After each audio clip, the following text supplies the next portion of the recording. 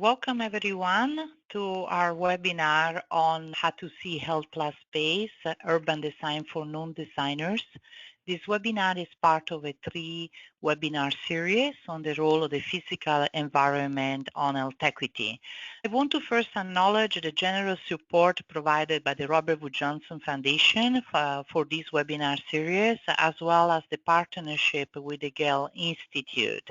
We are honored today to have two wonderful speakers, Julia Dide from Gale and Helen Eng from Lamas. And I also want to thank our board of directors and our freelance senior project manager, Radhika Ramesh, for working on this webinar. I'm Renata Schiavo. I will be your moderator today.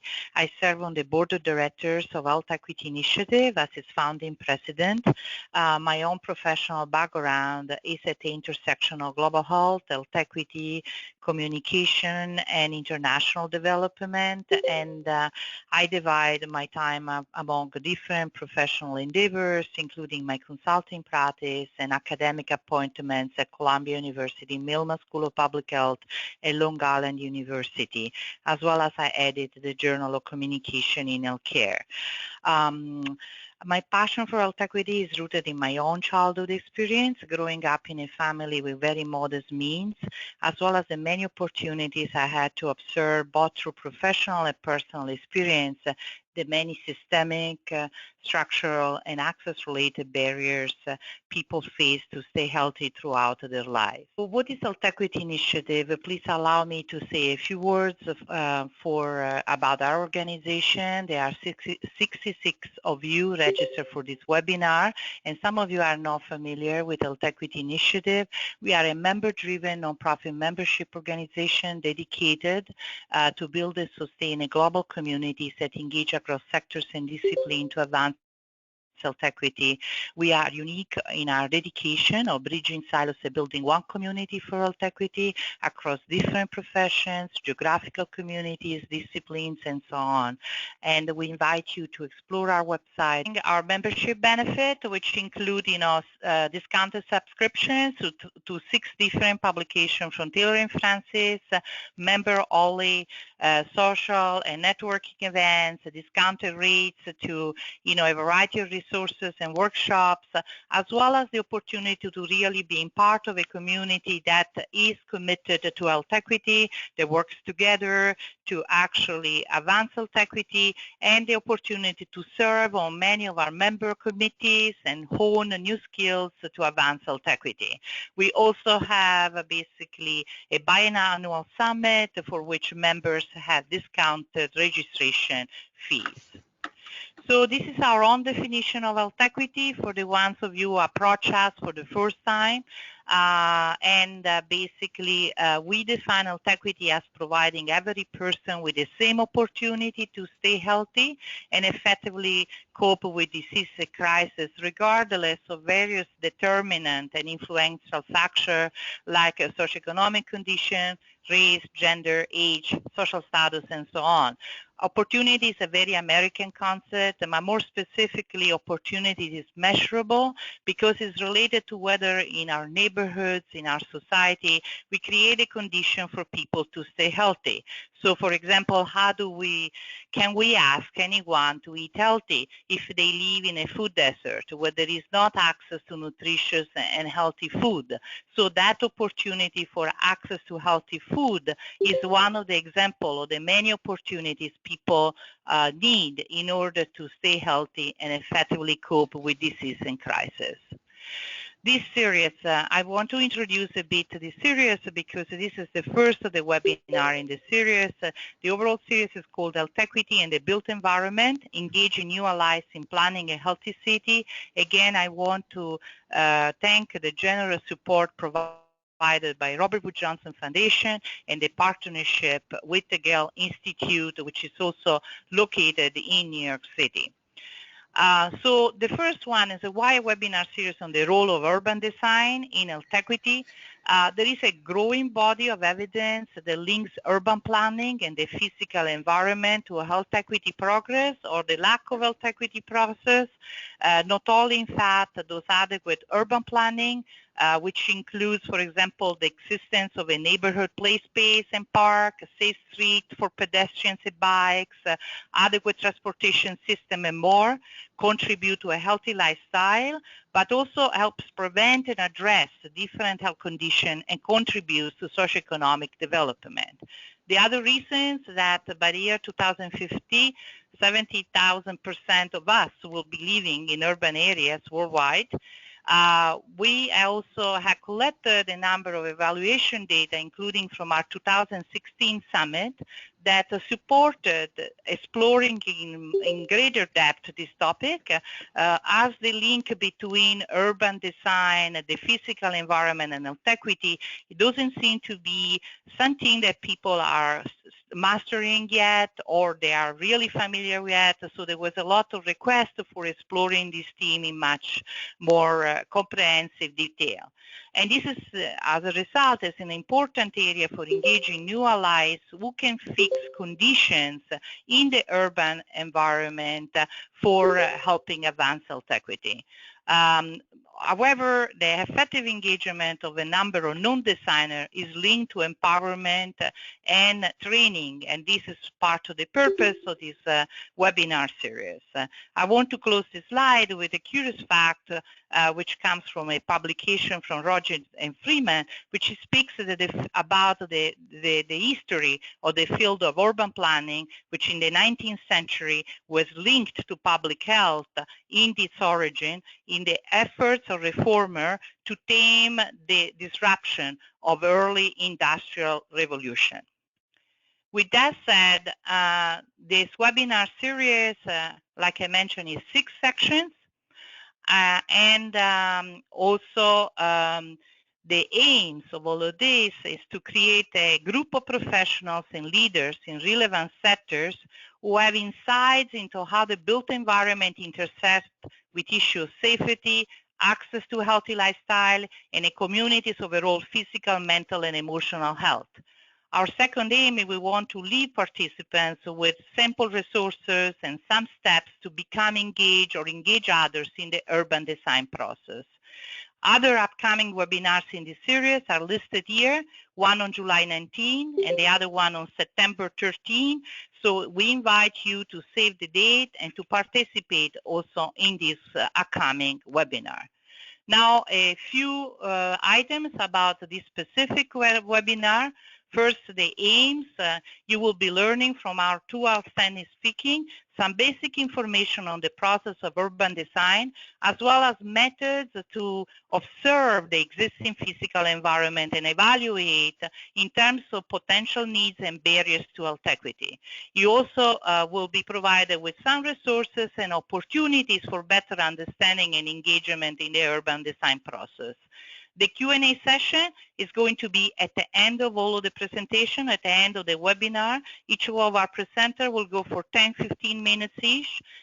And then there will be a moderated Q&A. I will start with 1 or 2 questions, and an audience Q&A that will be using only the chat function. And we ask you if you could please include your name, title, and organization as part of your question, and send the question to all, to the entire audiences. If there are similar questions, I will either group them or I will make sure to actually basically, select questions that are different so we have an opportunity to learn from our speakers on different topics. At the end of the webinar, we'll be circulating a evaluation survey that we encourage you to complete, as your feedback is very important to us in improving our programs. So without further ado, I want to introduce our 2 speakers today. The first speaker, Julia D. Day. She's an associate with Gale Architects. Julia develops projects across design, policy, and strategy, and focuses on creating public spaces where people can engage with and shape their cities. She has worked with city governments and community leaders across North America and the UK to turn underused roadbed into play space, to make walking and biking convenient, attractive, and safe travel options, and to collect quantitative and qualitative data on things we value, such as sense of belonging, but that often are considered difficult to measure. With Gail, she supports city leaders in creating initiatives where people are front and center in the design and city-making process. She has a master in city design and social science from the London School of Economics and a BA in history from Washington University in St. Louis. Our second equally impressive speaker is Helen Lang. She's co-executive director of LAMAS, an urban design nonprofit that helps lower income and underserved communities shape their growth through policy and architecture.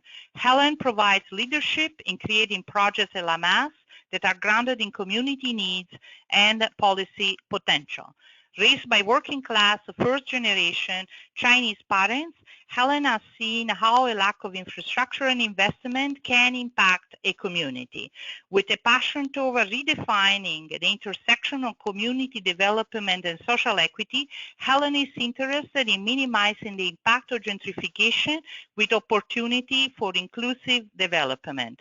Currently, Helen is shaping LAMA's strategy in exploring how backyard home can promote greater affordability, supporting small business holistically to compete and thrive in changing neighborhoods and creating low-cost, high-impact strategies to support pedestrian and public transit users. She has a very long bio that speaks of many accomplishments. She's a native Angelino and urban planner. And good afternoon, everybody. It's a pleasure to be on this webinar with you. When I first spoke to Renata about the theme of this webinar, Design for Non-Designers, I was really excited about it because I, for a very long time, did not see myself as a designer and still sometimes question the title.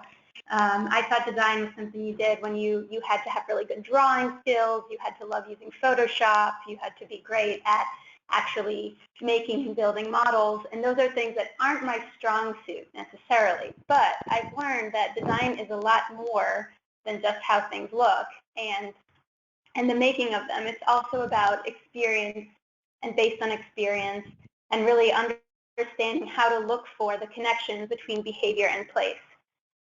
So I want to take you a little bit through how Gale practice works and our approach to public space, urban design, and what we call public life. So Gale is an urban design consultancy. We're interdisciplinary in that we employ architects, planners, landscape architects, as well as social scientists.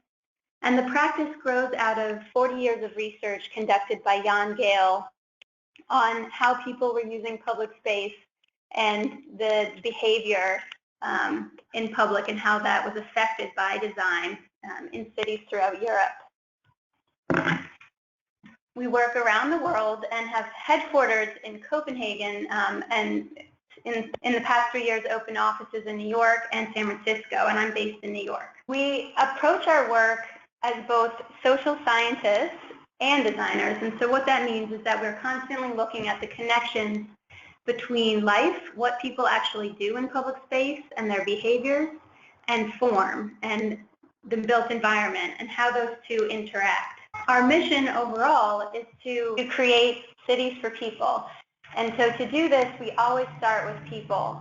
With any project, before we get into design and thinking about space, we want to understand what is the life of a place in a city. Why do we do this work? Well, primarily, we really think design matters for a number of reasons. One, design affects our behavior. And by affecting our behavior, it can lead us to do idiosyncratic things, like sit on something very uncomfortable, like the man on the right, or engage in risky behavior like jaywalk if there's no crosswalk in sight or it seems too far away. But it also leads us to do really joyful things, like participate in a spontaneous snowball fight, which really did happen the first year that Times Square was closed to traffic and open to people. We also do this work because there's a wealth of untapped assets in our cities. In most American cities, 80% of our public space is street space. Yet, as we know, typically that space is devoted primarily to the movement and storage of vehicles. So this is an asset that is for the public and is just waiting to be repurposed. We also do this work because design, as Renata pointed out, can really exacerbate disparity and impact our health outcomes. I won't get too much into this because I think many of you on the call are familiar with this research, and Health Equity Initiative has much more of it probably than I do, but we know that studies from across the U.S. show that your access to park space and green space depends a lot of times on your race, and that white communities often have much greater access. But we also know that it's not just about space, it's also about the quality of space. And a lot of cities do have large open spaces like the City Hall in Boston, but if the quality isn't inviting and interesting to you, it might not end up being a great place to spend time. So sometimes small spaces are actually more valuable to a community than open ones. And the quality of our environment also impacts how we use public space and how we engage with our communities. It impacts whether we choose to walk, whether we can walk safely, whether we enjoy spending time outside, and whether if alternatives to walking or biking become available to us, we'll take them because they might appear more attractive. So, overall, we do this because we believe public life is essential to thriving, robust cities, but it's also essential to our health and well-being. Public life is what we do when we live our lives outside of the private realm, our homes, our workplaces, and our cars, and actually engage with the communities around us. Meet people, spend time alone, but just coexist with others. And increasingly, we're learning that it's the social time really has an impact on our health outcomes. How can we understand public space's impact on behavior? One of the core tools that Gail uses is called the Public Space Public Life Survey. We use this because we believe data influences decisions, and to collect data on what we care about, which is people, we need to find and use new tools such as this to do that. This tool is part of our action-oriented people-first design approach, and by that I mean we really focus on, in all the work we do, on measuring what's happening in a space, what are people doing there, what are the activities taking place, using that data and understanding of existing conditions to develop tests, pilot projects that can further be used to engage people and also experiment with design solutions. And lastly, we refine, and that just means we learn from the tests, we continue to study and collect data on use, and then with those learnings, adapt as needed. And this is really a cyclical process that continues over time. The survey is a tool that allows us to go to where people are rather than to ask them to always come to us and tell us what they think. These two people on the left are actually counting people walking by, the volume and the age and gender. It lets us observe behavior, to measure existing conditions, and then to be a baseline that we can use to track change over time. And as you might have seen in that photo, the surveyors are using a paper and pen. So yes, it's analog. And increasingly, there are sensors that are being developed that can help collect data. But we still really believe in the value of having real people observing real life in real time, because this helps us understand experience and perception and your gut feeling in a place, and also capture things that sensors cannot necessarily, such as age, gender, children skipping, how happy people look, things like that. So what do? We measure people moving. We look at the number of people walking, cycling, and the age and gender of those people. We measure people staying, and this is a whole range of activities that we look at, from standing to waiting for transit to playing to lying down, to get a sense of where people actually feel they can spend time in a space. We also measure qualitative factors of a place, focused on 3 core areas of protection, comfort, and enjoyment.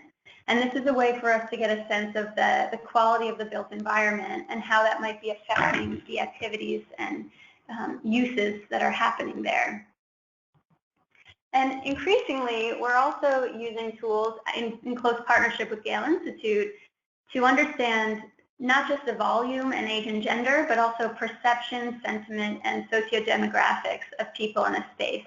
We've created a series of intercept surveys that help to get a sense of what people feel about a place and what they would like to see happen there. All of this data together informs our understanding of public life in a place and the patterns, how they change over time during different times of day, times of week, season, how those variations may change based on your gender or age. And they can also help us understand more qualitative factors like what type of sense of belonging do people feel in a place, or do they feel ownership of a space? And we mash all this data together to really understand what's going on and inform any design that might be needed. And to give one example, so we used a survey in New York City, and one of the core data points that we found was that 90% of the traffic along Broadway and Times Square was people walking, yet only 10% of the space was for people. 90% of the space in turn was for cars. And it was this data that the city, the mayor, and the transportation commissioner were able to use to say, okay, there's an urgency to act, we need to try something. And it allowed them to change paradigms and close Broadway to cars and open it to people using a pilot project. So we believe that you measure what you care about, and if you care about people, you have to find ways to collect qualitative and quantitative data on what's going on with them in a city. So overall, why do we study public life? We really believe that you can only build cities that support healthy, equitable outcomes when you pay attention to people.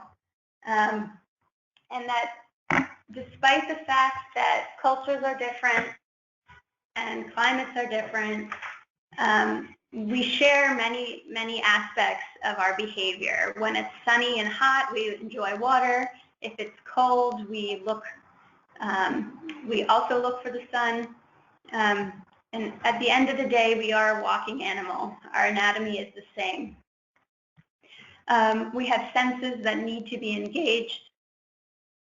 And the built environment can provide that stimuli that activates our senses and leads us to feel happier and more interested and feel more of a desire to get out and walk, for example.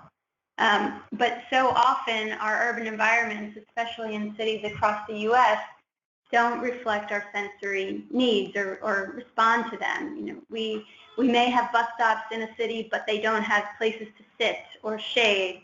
Sidewalks, if they're there, may be uneven or disconnected. There aren't a lot of signals to pedestrians to say you are welcome here, let alone things to stimulate your brain and actually make the experience of walking interesting. Yet we know that people change their behavior when the context compels them to, not when policymakers and designers tell them what to do. This is a picture from Copenhagen where there's a really wonderful network of protected cycle lanes that's been built over the past 40 years. And people often think the Danes are a unique breed of people, but in fact studies show that they don't bike because they feel like Vikings or that they care for the environment any more than we do here in the U.S. They do it because it's the most convenient, accessible way to get around. And the reason it's that way is because the city has made a choice to change the built environment and prioritize getting around by foot and by bike. So where to start? I think just coming back to my own experience, trust that you do have a designer's instinct. Trust your senses. Trust how you feel in space. Do you want to be there? Do you want to spend time there? Why? Why is that? And use your gut feelings to inform what type of design change might be needed. You can identify what people care about, but that maybe hasn't been counted. What do people say they want in your community? and then work with them to find ways to measure it and get that data that can compel policymakers to act. And then get outside and start observing, talking to people, and collecting data.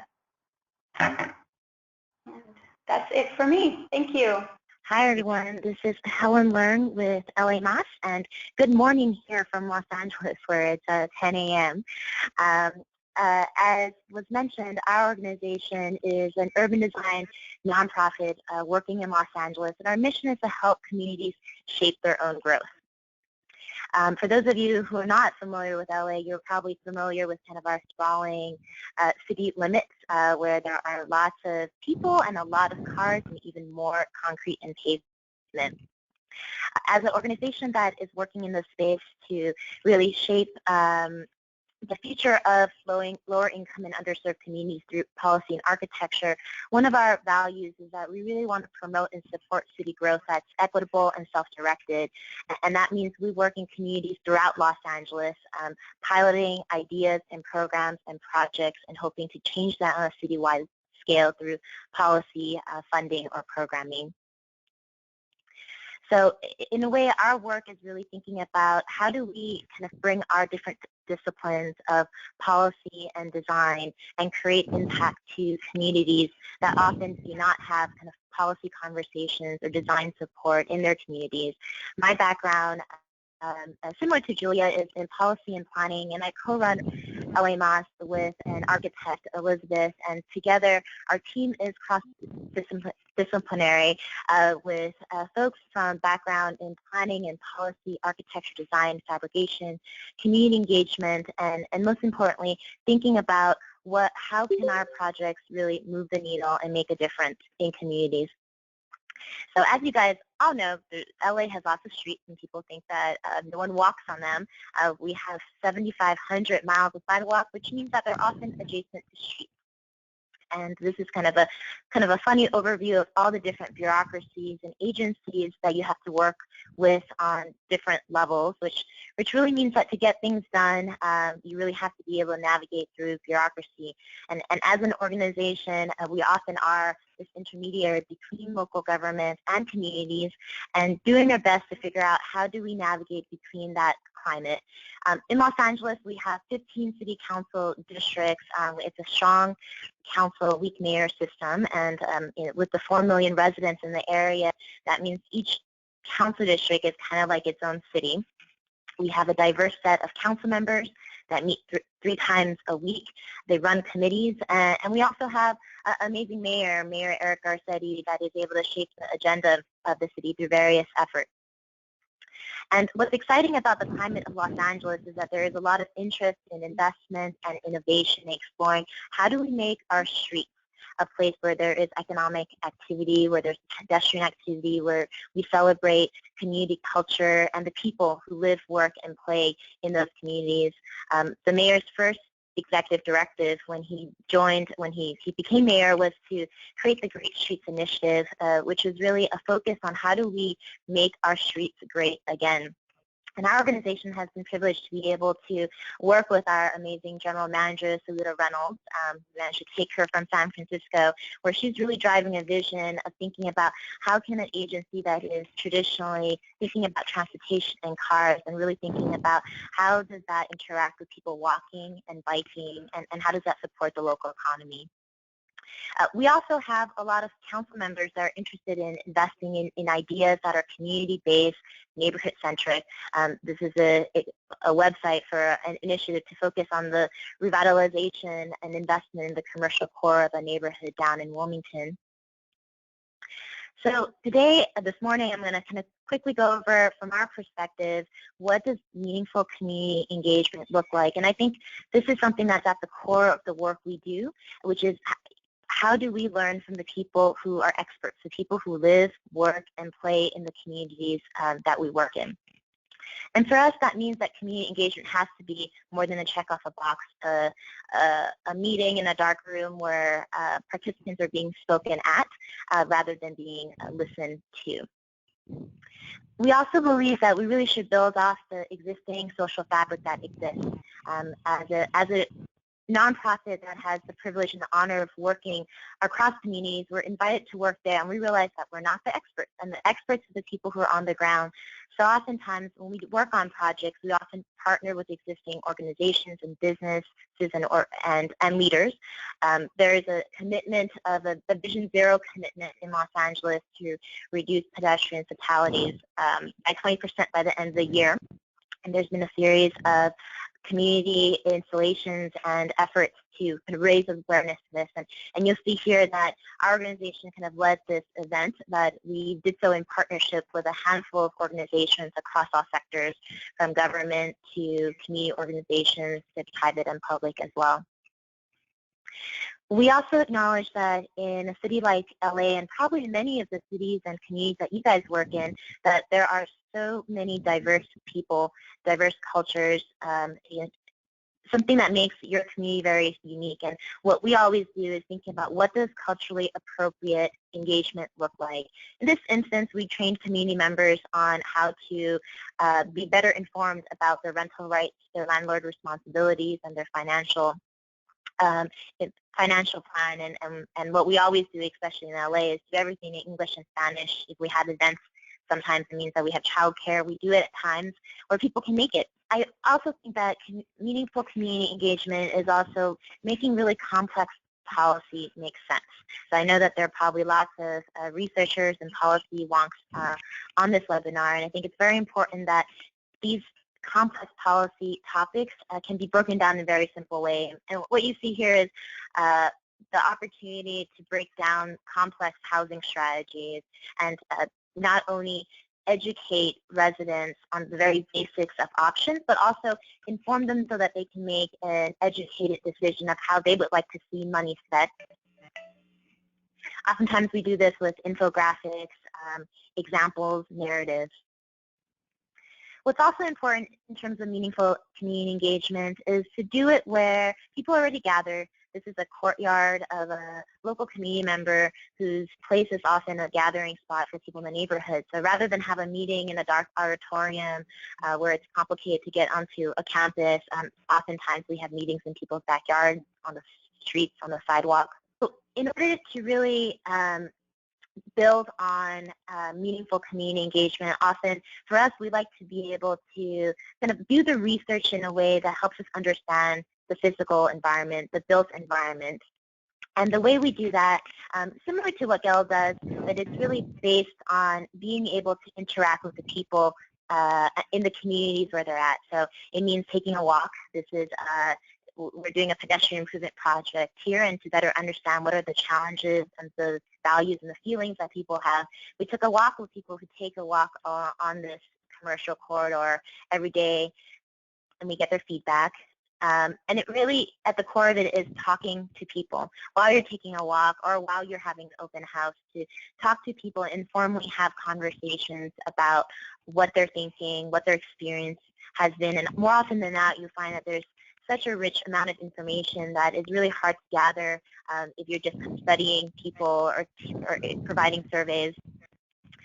As it relates to kind of the public space and public life and how our built environment really shapes health equity, talking to people who walk, who take transit, who are seniors, those are just kind of moments of being able to be sure that you are taking into consideration the wide range of people and their modes of transportation, and if they happen to be parents versus seniors, if they're customers, or if they're a store owner. And I think having those various perspectives helps shape a holistic understanding of the community that you want to work in, and to better understand the problem that you want to solve. As we're also trying to understand what the physical environment is, whenever we start a project, we also like to do observational studies and know where there isn't any people, and understanding the conditions that exist that create that. A blank facade, limited trees is often something that we see in Los Angeles. And yet you also have a similar experience where there isn't much shade, but there's tons of people. This is Santee Alley in downtown Los Angeles. And to really understand why are there so many people here, and what are they doing here, is important to understand. as you're thinking about kind of small businesses and the vibrancy of your commercial corridor and how that determines the strength of your local economy, we look at the small businesses and their facades and the pedestrian experiences and asking, what are the businesses telling you when you're just looking at it? Are they saying kind of go away because it's not as welcoming, the doors are closed, there's no clear way to interact? Or is it saying kind of come in, you can see some color, some light, people inside? This is an example of a Mexican restaurant that's been around for decades where previously the facade made it seem as though it wasn't clear that it was a restaurant nor that it was open. So we worked with the business owner and the property owner to kind of transform the storefront to make it a place that locals will want to walk to and that people who are driving by will know that it's clearly a restaurant with services. When we think about, where can you shop, where can you eat, there's something about kind of the visual signage and the facade really does make a difference. This clearly looks like a fast food place, but what we were able to do with this business owner was to help transform their exterior so it's clear that they are a healthy restaurant and market providing vegetarian options. And I think those small changes make it clear that you're communicating the food options that's available and the difference between fast food versus healthier food. Sidewalks in Los Angeles are often kind of complex patches, and this is an area in Northridge, which is in the San Fernando Valley in Los Angeles, and often you'll see sidewalks like this where there's not much life on it. And if you look at, well, what is this sidewalk telling you? It's telling you, hey, walk really fast because there's no place for you to rest. There's no moments or reasons for you to interact.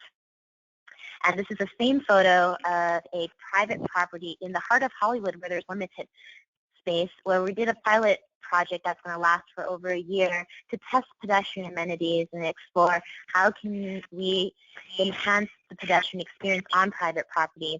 And what this tells you is, hey, come slow down, enjoy this location, and projects like this kind of provide an example of how can we transform the pedestrian environment that really remove those boundaries between public and private. Similarly, as you're walking, where can you rest? Oftentimes in Los Angeles, your sidewalks are filled with lots of barriers, from signage to driveways, and there's nowhere you can really rest. So this is actually the same view of the same tire shop where, in partnership with the Mayor's Great Street Initiative, we were helping small businesses that actually had a presence on the public right-of-way be able to blend advertising for their business. You see Llantera right there, which means tire shop, and that signage is actually coupled with seating. And so you can have creative solutions that are low cost and short term to be able to really promote a more vibrant sidewalk experience, as well as supporting small businesses in the local economy. And the projects I just showed you include a range of tactical urbanism strategies, which I think is a very popular approach that's been taken by urban designers.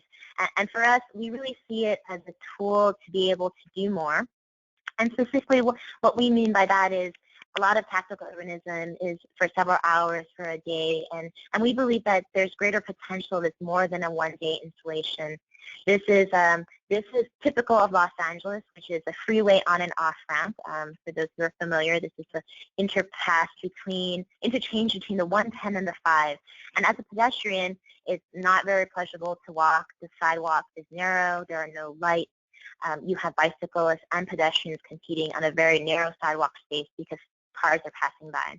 So with support from the Transit Center, a national foundation focused on urban mobility, we're exploring how can we use short-term, low-cost strategies to really promote that sense of walking, encourage and support the people who are already walking and taking public transit, and seeing how that can be done in a way that informs future policy. So some of our interventions, which will actually be in place by late August, if anyone's planning to take a trip to Los Angeles, feel free to come by. We're taking existing infrastructure that you see throughout cities, chain link fence, concrete, pavement, and being able to add a bit of color and character and being able to, without heavy infrastructure investments, be able to promote greater walkability, a sense of safeness, and neighborhood character. Tactical urbanism for us is also a way to start a conversation. It's often hard to say, well, what do you want here when there's no example of what's possible? Here we worked with local youth to be able to lead a tour of the small businesses on a corridor. The blue pillars that you see are actually made out of sonotubes to kind of highlight that, hey, this is a business and we exist. And having a simple installation like that was a great way for community members who live a few blocks away from a commercial corridor to have a conversation about the future of their commercial core and what small businesses could do to really promote that interaction that we see in small town, main street communities throughout the country. Tactical urbanism is often seen as something that's guerrilla, and all the work that I've shown you today is actually in partnership with government agencies and elected officials. This is in Northridge, where I told you it's very car-centric, and no one really walks on the sidewalk. And through a community design process, we were able to understand the culture of that community, the mid-century modern inspiration, and really be able to do something that has never been done in LA, the first painted sidewalk, the first time that plywood furniture was allowed on the street. And what you see in the yellow furniture is these are just a couple of 60-plus custom-built mid-century modern furniture that are a way to test, does this work? And if so, perhaps we can replace them with metal furniture down the road. And you'll also see that a bike lane is now there. So if you compare it to the image I showed before, where there wasn't many people walking, there weren't any bicyclists, now you have, through partnership with government leaders and community organizations, a transformed streetscape, an experience that really supports your pedestrians and your bicyclists, and actually most importantly, the small businesses that are supporting the community. We also believe that tactical urbanism has a great opportunity to be an example, to be a prototype for what's possible. So this project is called Hollywood Pop, and this is adjacent to a parking lot at the heart of the Hollywood Farmers Market that's been around for 25 years. This corner you probably would have never noticed before, but today is an example of what are some possible pedestrian amenities that could exist on private property or on public property. Do we want shade? Do we want seating? Do we want tables? And do we want wayfinding signage? And throughout the year, you have residents and customers and visitors be able to provide constant feedback so that when this kind of ends up coming down or becoming permanent, it's a short-term way of demonstrating what's possible before you can refine it into higher cost investments. So for all of you who are on this webinar, some ideas for you to think about in terms of how can you provide opportunities to your community to engage in urban design. Like I mentioned in terms of community feedback, it's more than a check off a box. So when you're asking for feedback, make sure it connects to real outcomes. These are some options of designs for Northridge, and the community actually helped shape the core theme that it happened to be translated into their street. So make sure that the feedback is leading to something. Oftentimes we run into parents and children and organizations who really want the opportunity to get their hands dirty. Here, this is a mural that's designed along the LA River, and it was a paint by number approach where we end up having over 100 community members help paint parts of it. And that opportunity not only kind of builds ownership and excitement, but it ensures that the community is excited to see this project be successful, and it could be as simple as paint. Or it could be as simple as planting. We often work with local youth to be able to transform their communities. This is an example of barricades put in a community that used to have lots of drive-by shootings and drug activity. So this was placed here a couple decades ago as a reminder to block cars from entering a residential community. And today this area is transformed into a gathering spot that the community helped to recreate, and the local youth who live and work and go to school nearby got to shape that. Opportunities for community engagement is also something that you can do by just opening up places to the community that may not normally be open. This is a coffee shop that closes at 3 p.m. And in this instance, we had an open house workshop where the coffee shop was open in the evening, and that was so inspiring for the business owner that they actually have evening hours for the first time. one way that we found to really engage with community members that we work with is to understand what are some questions and uncertainties that are asked over and over again, and to think about how can you create resources that last beyond the one-time workshop. This is a commercial lease basics brochure in Korean, Spanish, and English that break down for business owners who don't have leases what are some basics that they should negotiate with their landlords. And we found that was a great way to be able to provide real tangible resources and have those business owners be engaged in whatever effort that we're leading. And finally, installations can be thought-provoking. As I mentioned, LA is committed to joining the Vision Zero Coalition, and here we noted in the red on a light pole the number of collisions that have happened in the past year and information of how community members can get involved. Closing, some of the lessons learned for us is start with pilot projects. It's usually a great way to navigate through bureaucracy, to do something a lot quicker in a shorter timeline with less money, and to really push the rules of what's possible. And that in all your projects, as you're thinking about that intersection between health equity and the built environment, make sure to involve the community and do so in so many different ways because that really creates community ownership and buy-in. And as it relates to our approach of using tactical urbanism to test ideas, low cost doesn't have to be low quality. And people will be surprised, and I'm happy to share if anyone's interested in the actual price of the projects that we worked on. And I think overall, to end, like these low-cost, short-term strategies really result in high-impact change. All the ideas that we had shared actually have shaped long-term policy change, programming, and funding. So thank you all so much for your time, and I'm happy to take any questions, and feel free to email or give us a ring. Thank you, Ellen. This was a very, very informative presentation. I really appreciate it. I'm going to start off the Q&A with one question actually for you, Helen. And so the question is related to basically you spoke about the different players that are involved in the design process. And so wanted to know if someone had to approach anyone to become engaged in urban design in LA or in any other cities you're familiar with, where they will start. It's a great question, and there's so many ways to go about it. As Julia mentioned, you don't have to be a designer to engage in urban design. The first place to start is thinking about who are the community organizations that are already doing some work in health equity, and how can you translate that into a pilot project or a short-term experiment. That's where we always start. We think about who's already on the ground, who's doing somewhat similar work, and who cares about the issues that you're trying to address. Second, I would think about your elected officials and your government agencies. Find that champion within your local government, and find that elected official who's interested, invested, and potentially could sponsor something that's a bit different. We have found that the projects that are most successful are those that we've been able to find a champion within an agency or an elected official who's willing to take a risk.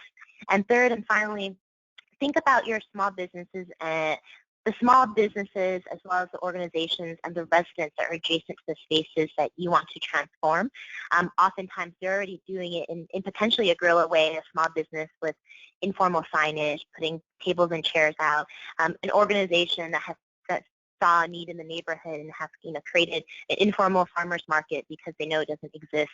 And I think that if you start at least with those areas, I'm sure you'll be able to find many opportunities to be able to engage in the process of urban design. One question from Mardell Sharpley, whether you have looked at the relationship between violence and crime and urban physical environment, and if you can share any thoughts on this. So this is Julia. It's a great question, and it does come up quite a bit for us. And it's something that we do want to look more into, and I believe Gale Institute is also looking into. The one thing that we do know is that the presence of people makes people feel safer, especially when you have a balance in gender and ages. So it's really important to think about not just how to get more volume of people in a space, but what are the things that make a space inviting for women and children as well. And I can't say we've done a study that shows a direct link to a reduction in crime, but we know that those things can really help with a sense of safety. And in a lot of places we work in the U.S., there is a perception of danger and crime, but that is not actually reflected in data. And we do think by enhancing the built environment and in making spaces more inviting for people and activating a space, you can improve that perception, but that is different than the hard numbers related to actual crime rates. Thank you, Julia. That's very helpful. I have another question from Kukoi. I think the question is, as a public health specialist, I'm interested in learning if you have measured the impact on better quality of life after these projects are conducted. Is there funding to do this work? Oh, this is Julia. I can share just a couple examples from New York, where the city of New York has done follow-up studies to measure the impact of public space projects and has found great things, both in terms of how people feel. They feel safer. They feel like an area is getting nicer, and businesses. There's also been some studies done to show businesses report improved sales as well.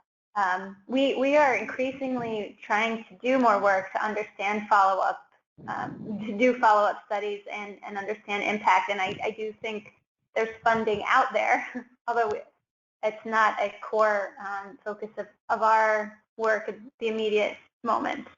This is Helen. Just addition real quick is to think about reaching out to your local community foundation. The idea of actually measuring real outcomes and knowing if something works is something that I've seen a lot of foundations want to invest in. So just because it's not part of their request for proposals, I would encourage you to reach out to your local community foundation or even your local elected official, because they may actually have funds that they can reprogram from existing projects that may be relevant. I have another question for Bob presenter. Bob, Julia mentioned in her presentation that they try to assess and improve quality of space. Because of the intention of this webinar to provide particular directions on basically how to become involved, what are the top 5 criteria that you will use to define quality of space? I think it's a hard question too, because I think that is context and community specific. There are some things we feel are universal qualities, like protection and safety, which goes to the earlier person's question. If people don't feel safe in a space, safe from traffic or safe from crime, doesn't matter how beautiful it is, they're not necessarily going to use it. So I think some things like that are universal. We also think how comfortable you feel is very important, and that's in terms of, are you protected from the sun or the wind? Can you talk? Can you see other people? Can you see what's going on around you? But I think to really to get, and we have a whole criteria of 12 categories that we look for in space, but what we also try to do is, wherever we're working with the local community on a project, is to, through engagement activities, identify what are the qualities that people care the most about there, and how can we use those as success criteria or metrics to look for in our analysis. That sounds great.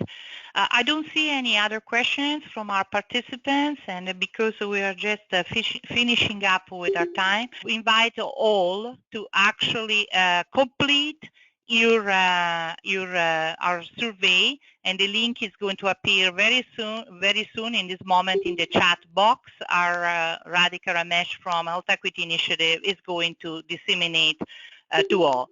Thank you very much for participating in today's webinar.